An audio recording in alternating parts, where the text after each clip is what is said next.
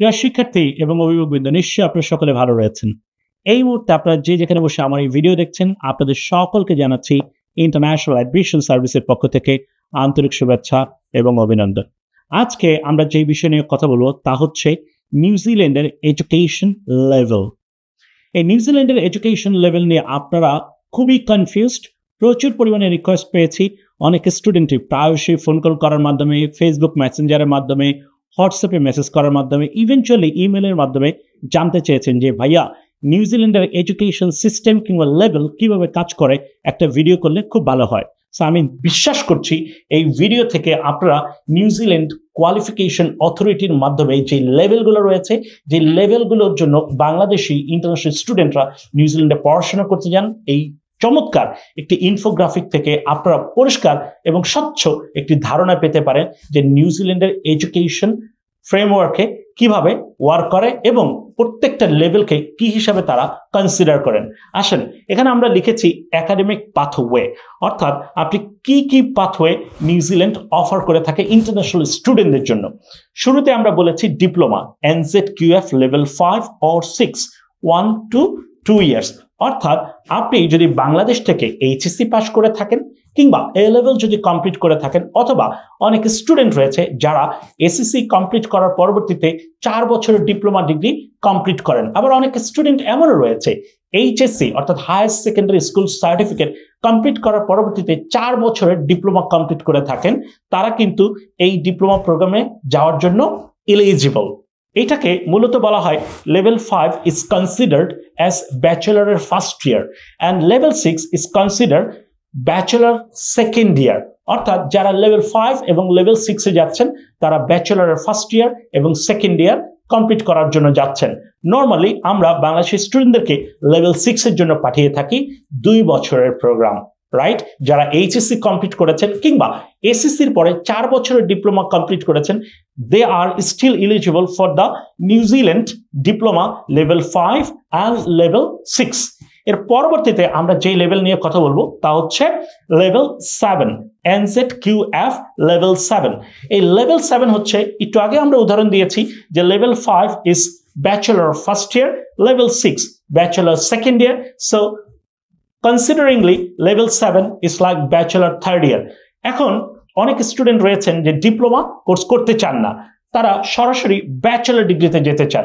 So নিউজিল্যান্ডের bachelor degree consist of 3 academic ইয়ার, যাকে combined করে বলা হয় লেভেল 7। এই লেভেল 7 আবার 2 ধরনের হয়ে থাকে, যাকে গ্রাজুয়েট ডিপ্লোমা বলা হয়ে থাকে। সো ওই বিষয়ে নিয়ে আমরা আজকে কথা বলবো না, আমরা শুধুমাত্র বলবো যে level 7 for the bachelor degree, এবং এটা 3 থেকে 4 বছর হয়ে থাকে।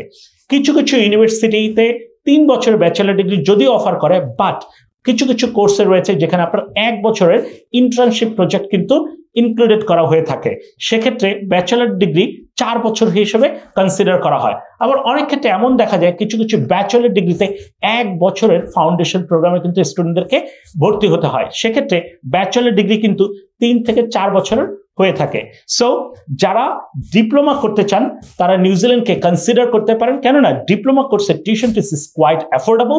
আর মজার বিষয় রয়েছে, কিছু কিছু ডিপ্লোমা কোর্স রয়েছে গ্রিন লিস্টেড, যেখানে আপনি সরাসরি ডিপ্লোমা কোর্স কমপ্লিট করার পরবর্তী সময়ে স্ট্রেট ওয়েতে পার্মানেন্ট রেসিডেন্সির জন্য কিন্তু অ্যাপ্লিকেশন করতে পারছেন।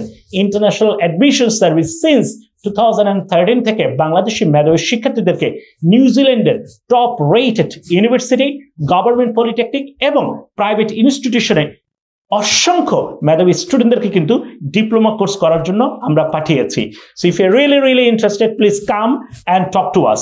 অন দ্য আদার হ্যান্ড, যারা ব্যাচেলর ডিগ্রি করতে চাচ্ছেন নিউজিল্যান্ডের ইউনিভার্সিটি, নিউজিল্যান্ডের গভর্নমেন্ট পলিটেকনিক, নিউজিল্যান্ডের প্রাইভেট টার্সিয়ারি এডুকেশন প্রোভাইডার যারা রয়েছেন, তারা কিন্তু ব্যাচেলর ডিগ্রি অফার করছেন। And bachelor degree known as the level 7। এই ব্যাচেলর ডিগ্রির মেয়াদ কোর্স ভেদে আপনার 3 থেকে 4 বছরও হয়ে থাকে। এর পরবর্তীতে আমরা যেই লেভেলটা নিয়ে কথা বলবো তা হচ্ছে NZQF level 8। Level 8 consists of 1 to 2 years. It depends on the institution. It depends on the course. So post graduation diploma মূলত যারা বাংলাদেশ থেকে ব্যাচেলর ডিগ্রি ইতিমধ্যে কমপ্লিট করে ফেলেছেন, still you people can go for the level 8। এই level 8-এ আপনি কিন্তু শেষ করে সরাসরি মাস্টার্স প্রোগ্রামের জন্য কিন্তু যেতে পারছেন। সবচেয়ে জনপ্রিয় যে লেভেলটা রয়েছে বাংলাদেশি স্টুডেন্টদের জন্য তা হচ্ছে NZQF লেভেল 9, অর্থাৎ মাস্টার্স ডিগ্রি। এই মাস্টার্স ডিগ্রি এত বেশি জনপ্রিয় তার কারণ রইল নিউজিল্যান্ডে পার্মানেন্ট রেসিডেন্সি পাওয়ার জন্য এই মাস্টার্স ডিগ্রিতে আপনি 5 পয়েন্ট পাচ্ছেন, right? On top of that আপনারা যারা বিবাহিত গ্রাজুয়েট রয়েছেন এই লেভেল 9 প্রোগ্রামে আপনি আপনার স্পাউস এবং আপনি আপনার ডিপেন্ডেন্ট চিলড্রেন নিয়ে একসাথে অ্যাপ্লাই করার সুযোগ পাচ্ছেন।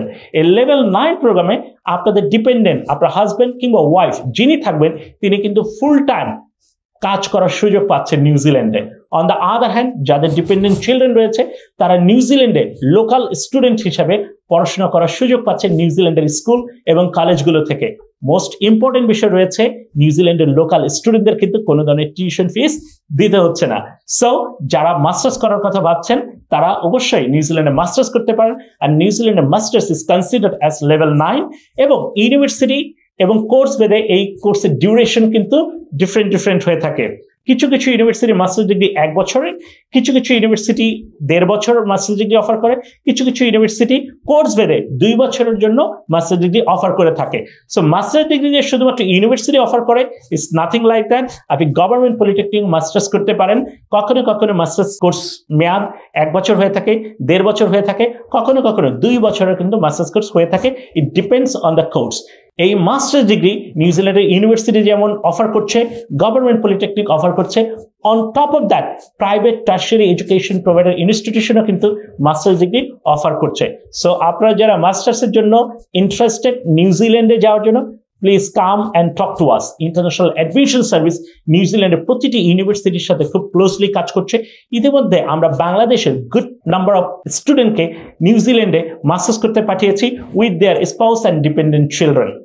অন দ্য আদার হ্যান্ড নিউজিল্যান্ডের আরও একটি জনপ্রিয় স্ট্রিম রয়েছে তা হচ্ছে পিএইচডি অর ডক্টরেট। একটা বিষয় আপনাদের সকলকে বলতে চাই, যেই মুহূর্তে আপনি নিউজিল্যান্ড থেকে পিএইচডি ডিগ্রি কমপ্লিট করবেন, at the same time you will be eligible to apply for the permanent residency in New Zealand. There are none of other condition is required বর্তমান ইমিগ্রেশন রুলস এন্ড রেগুলেশনস অনুসারে।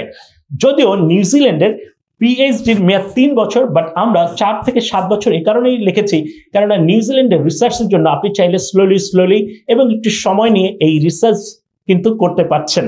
এবং আরো exciting news রয়েছে, পৃথিবীর একমাত্র ব্যতিক্রমধর্মী destination New Zealand যেখানে local student এবং international স্টুডেন্টরা যারা পিএইচডি করতে যায় তাদের tuition fees similar.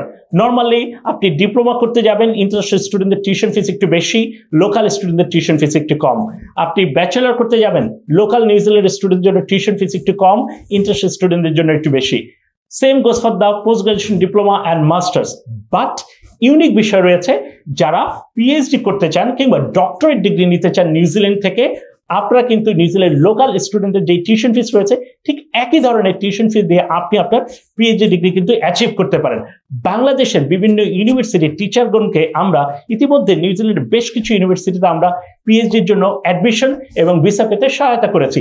If you are really interested to be a successful candidate for the PhD or master's degree or post-graduation diploma or bachelor degree or diploma, please come and talk to us. আমি বিশ্বাস করছি আপনারা এই infographic থেকে নিশ্চয়ই একটি ধারণা পেয়েছেন যে নিউজিল্যান্ডের লেভেল অনুসারে কি কি বিষয় আপনাদেরকে ফলো করতে হচ্ছে এবং কোন লেভেলটাকে কি হিসাবে কনসিডার করা হচ্ছে। এখানে আমাদের অফিসের ঠিকানা দেওয়া রয়েছে, এখানে আমার পার্সোনাল ফোন নাম্বার দেওয়া রয়েছে, এখানে আমাদের অফিসের ওয়েবসাইট এবং ইমেল অ্যাড্রেস দেওয়া রয়েছে। প্রিয় শিক্ষার্থী বন্ধুরা, এতক্ষণ আমাদের সঙ্গে থাকার জন্য আপনাদের সকলকে অভিনন্দন জানাচ্ছি এবং বিনীতভাবে অনুরোধ করছি প্লিজ আমাদের ইউটিউব চ্যানেলকে অবশ্যই সাবস্ক্রাইব করবেন এবং এরকম তথ্য নির্ভর আরো ভিডিও পাওয়ার জন্য অবশ্যই আমাদেরকে ফলো করবেন। আগামীতে নতুন করে ভিডিও সেশনে অফকোর্স আপনাদের সাথে দেখা হবে। সেই পর্যন্ত সবাই ভালো থাকবেন, সুস্থ থাকবেন। Bye for now.